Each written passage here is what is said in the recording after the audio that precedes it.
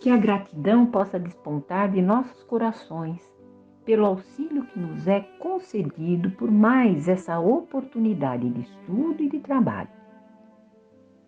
No livro No Mundo Maior, André Luiz, pela psicografia de Chico Xavier, ele nos relata mais uma experiência sua junto ao instrutor Calderaro nas sombrias cavernas do Baixo Umbral. Junto a ele se encontrava a irmã Cipriana, que seguiria com sua reduzida expedição às grandes trevas, ao que André Luiz ainda não possuía um preparo suficiente para acompanhá-los. Sendo assim, André Luiz continuou sua visita às cavernas junto ao instrutor Calderaro e percebeu uma assembleia de velhinhos com aspecto lamentável, trazendo ao peito fragmentos de lama, com grande receio de perdê-los. É que ali eles enxergavam sua fortuna material transitória, que acreditavam levar com eles. Entre esses enlouquecidos, André Luiz reconheceu seu avô, que começava a se questionar sobre um possível engano de sua parte. Lembrava-se do avô, que possuía fortuna na terra por meio de ágios escandalosos, mas que possuía excessivo apego ao dinheiro em sua velhice e também a ele, ao neto André Luiz, que naquele momento ainda era criança, ele estava na fase infantil. Aproveitando o momento, Calderaro aplicou recursos fluídicos sobre os olhos do velhinho, que passou a enxergá-los com provisória lucidez. O avô acreditou estar diante de padres e, ajoelhado, lhes pediu ajuda para voltar para casa. E assim começa a se confessar, dizendo que na terra possuía uma irmã de coração, a Ismênia, que não partilhava seus laços consanguíneos e que, quando o pai do velhinho morreu, ele a expulsou de casa para que a fortuna ficasse só para ele. E como copeira e com remuneração desprezível, ela acabou por se casar com um homem rude e cruel. E com certeza deve ter terminado seus dias em condição de muito sofrimento. Quando Cipriana regressou de seu trabalho nas cavernas, André Luiz lhe solicitou auxílio, pois seu avô não guardava razoável equilíbrio e necessitava de tratamento e cuidado. Cipriana auscultou o velhinho, informando que ele deveria retornar à experiência carnal, e esclareceu: já conhecemos 2 pontos essenciais para os serviços que lhe competem: a necessidade da reaproximação com Ismênia, que não sabemos onde se encontra, se encarnada ou não, e o imperativo da pobreza extrema, com trabalho intensivo para que reeduque as suas próprias aspirações. Então, ele precisaria reencarnar o velhinho, primeiro, junto a Ismênia, né? Eles não sabiam se ela estava encarnada ou não, mas a necessidade dele era reencarnar junto a Ismênia, e também a necessidade de uma pobreza extrema, já que aquela fortuna lhe fez tanto mal.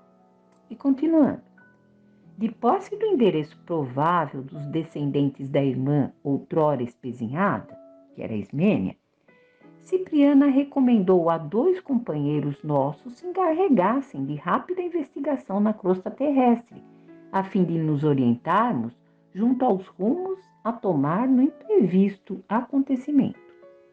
Os emissários não se demoraram mais do que 90 minutos. Traziam boas novas que me reconfortavam. Localizaram a família a que o desditoso velhinho se referira em suas amargas reminiscências e traziam sensacional informação. Amigos de nossa esfera esclareceram-nos quanto a Ismênia, que ela reencarnara e vivia na fase juvenil das forças físicas. Corporificara-se no mesmo tronco doméstico a quem prestara colaboração na época em que meu avô a expulsara do campo familiar. Então, a Ismênia estava reencarnada em fase juvenil e ela estava encarnada junto àquela família, né, que ela acabou se aproximando depois da expulsão, né, do campo familiar. Cipriana tudo ouviu sensibilizada, interessando-se por nós, sugeriu organizássemos as bases da futura experiência, conquistando sem delongas as simpatias da jovem. Então, o primeiro ponto seria que a jovem tivesse por eles simpatia, confiança. A esse tempo já nos achávamos portas adentro de uma organização socorrista que recebeu a solicitação de nossa diretora em favor do enfermo, com excelente disposição a servir-nos. Então, eles já se achavam numa organização socorrista. Cercando de todas as atenções meu antigo credor, que era o avô, a estimada benfeitora frisou dirigindo-se a mim: nosso amigo, durante 2 anos aproximadamente, não poderá ausentar-se dessa casa de assistência fraterna. Permanece ainda profundamente identificado com a atmosfera desses sítios. Visitá-lo-emos seguidamente, amparando-o com nossos recursos, até que possa respirar de novo os ares da crosta. Então, ele não poderia reencarnar naquele momento. Ele teria que aguardar 2 anos aproximadamente para poder sair de lá. É de notar que a mente dele não se libertará das teias da incompreensão com facilidade, e nesse estado não volveria com êxito ao educandário da carne. Então tudo é planejado, né? Ele não poderia voltar então antes de 2 anos. Acatei a ponderação, acompanhando o curso das providências para o caso. Cipriana contemplou enternecida a entidade demente e prosseguiu bondosa: agora, André, finalizando nossos trabalhos da semana, tentemos trazer Ismênia até aqui, para os trabalhos preparatórios de reaproximação. Achando-se presentemente na juventude terrestre, provavelmente nos auxiliará no momento preciso, recebendo o irmão perturbado em seu próprio instituto doméstico. Antes de mais nada, porém, necessitamos da simpatia dela, em face do nosso programa de reerguimento. E ele vai falar, se Ismênia aceitar, se ela consentir. Ele ficou hesitante, o André Luiz. Encarregar-nos-emos do resto, prometeu a interlocutora decidida. O retorno de Cláudio, que era o avô, à esfera física, terá característicos muito pessoais, sem reflexos de maior importância no espírito coletivo, pelo que nós mesmos poderemos providenciar quase tudo. Confiando o enfermo aos beneméritos companheiros que velavam na casa de amor cristão em que nos asiláramos, dirigindo-nos para o rio, onde Ismênia seria encontrada por nós em modesto lar de Bangu. Em plena madrugada, entramos respeitosos na humilde residência. A irmã de meu avô era agora a 6ª filha daquela senhora que, na existência física, era conhecida por neta da velha Ismênia, cuja personalidade para a família terrena se perdera no tempo, e que não era outra senão a menina e moça sob nossos olhos, de volta às tarefas aperfeiçoadoras da luta carnal. Então eles encontraram a Ismênia encarnada como filha de uma neta dela, daquele tronco familiar. Então, com a bênção do esquecimento, ela era aquela jovem reencarnada. E continuando, tudo ali respirava pobreza digna e adorável simplicidade. Adiantando-se, Cipriana colocou a destra sobre a fronte da jovem adormecida, como a chamá-la até nós. Efetivamente, decorridos instantes, veio ter conosco, e reparando que nossa orientadora envolta em luz intensa, a cobria com um gesto de bênção, ela ajoelhou-se, desligada da matéria, exclamando em lágrimas de júbilo: Mãe Celestial, quem sou eu para receber a graça de vossa visita? Sou indigna servidora. Cobriu o rosto com as mãos, sentindo-se talvez ofuscada pela claridade sublime e contendo a custo a comoção a estuar-lhe no peito. Mas nossa veneranda benfeitora aproximou-se, pousou-lhe as mãos carinhosas na vasta cabeleira negra e falou compassiva: Minha filha, sou apenas tua irmã, tua amiga. Ouve, quais são tuas intenções na vida? Como a jovem erguesse para ela os olhos lacrimosos, acrescentou a nobre mensageira: Precisamos de tua colaboração e não desejamos ser amigos inúteis. Em que te podemos servir? Então ela estava se predispondo a saber o que ela necessitava. Então, aí no caso que ela está dizendo, não desejamos ser amigos inúteis, precisamos da tua colaboração, mas precisamos também ser úteis a você. Decorreram pesados instantes de expectação. Fala, acrescentou Cipriana, prestimosa. Explica-te, sem receios. Voz entrecortada pela comoção, lembrou com ingenuidade juvenil: Minha mãe, se eu puder rogar-vos alguma coisa, peço-vos auxílio para Nicanor. Somos noivos há quase 2 anos, mas somos pobres. Trabalho na indústria de tecelagem, com salário reduzido, para ajudar a manutenção de nossa casa. E Nicanor, ele é pedreiro. Temos sonhado com a organização de um lar pequeno e modesto, sob a proteção da divina providência. Poderemos aguardar a aprovação de Deus? Cipriana estampou na fisionomia suma ternura materna e considerou: Como não? Teus desejos são justos e santificantes. Nicanor terá nosso amparo e tuas esperanças nossa viva contribuição. Esperamos, porém, algo de teu concurso. Em que poderia servir-vos eu, mísera serva que sou? A diretora não prolongou a conversação, pedindo-lhe tão somente: Vem conosco.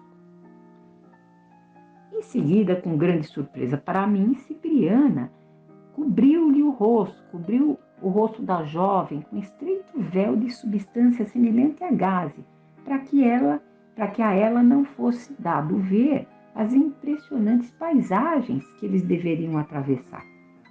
Sustentada por nós, dentro de pouco, a moça se ajoelhava curiosa e enternecida ante meu avô, que ao enxergá-la prorrompeu em exclamações em que ressumbrava ansiedade: Ismênia, Ismênia, minha irmã, perdoe-me. Afagando-lhe as mãos, torturado, contemplava-lhe o semblante humilde. Ela mesma, insistia, tomado de evidente espanto, com a mesma tristeza do dia em que a expulsei. Que fez, porém, para ser hoje mais jovem e mais formosa? Então ele não estava entendendo a reencarnação da Ismênia.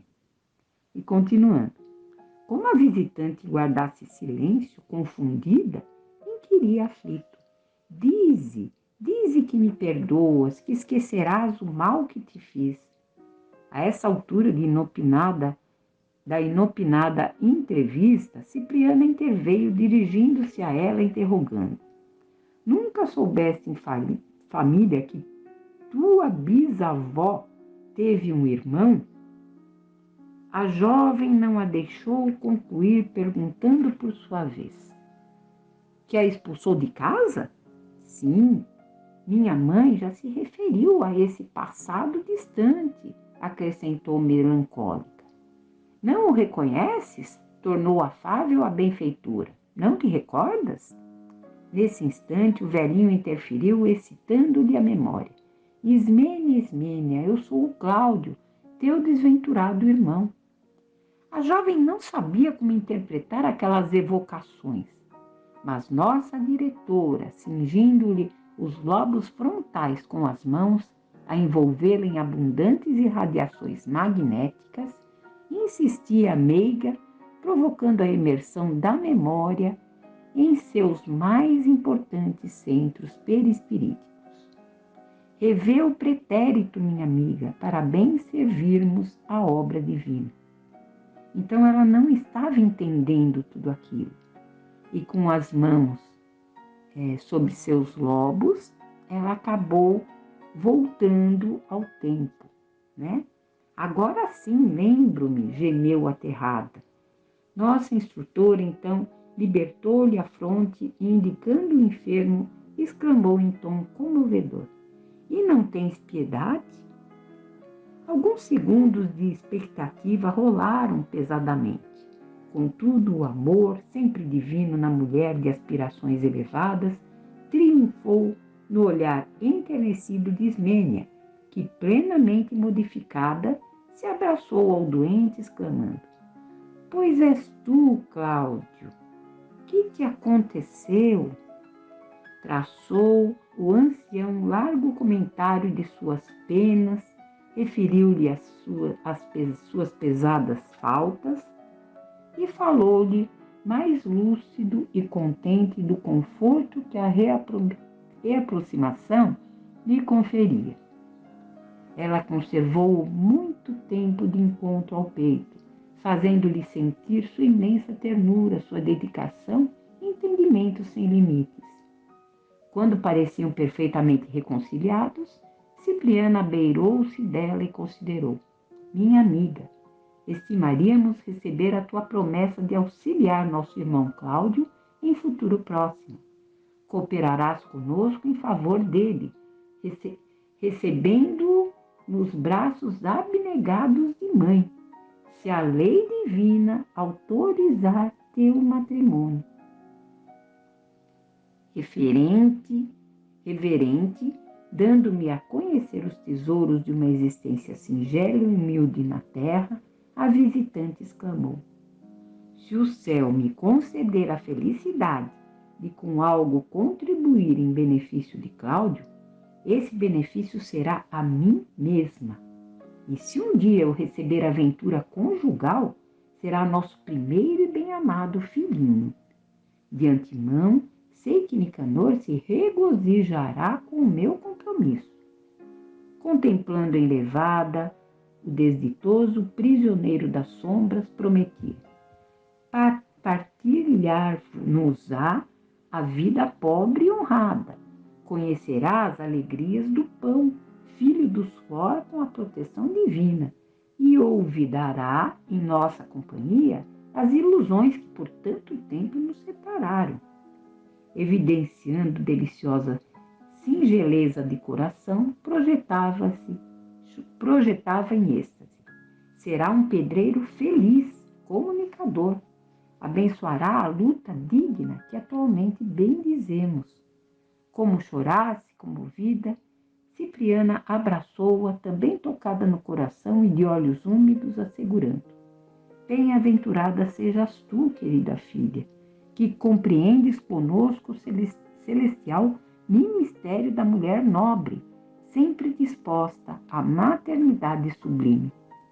Mais alguns minutos decorreram em salutares entendimentos, e quando o sol engrinaldava o horizonte de tonalidades diamantinas, de novo estávamos no modesto aposento de Ismênia, ajudando-a a retomar o aparelho fisiológico e a olvidar a ocorrência que vivera junto de nós na esfera do espírito.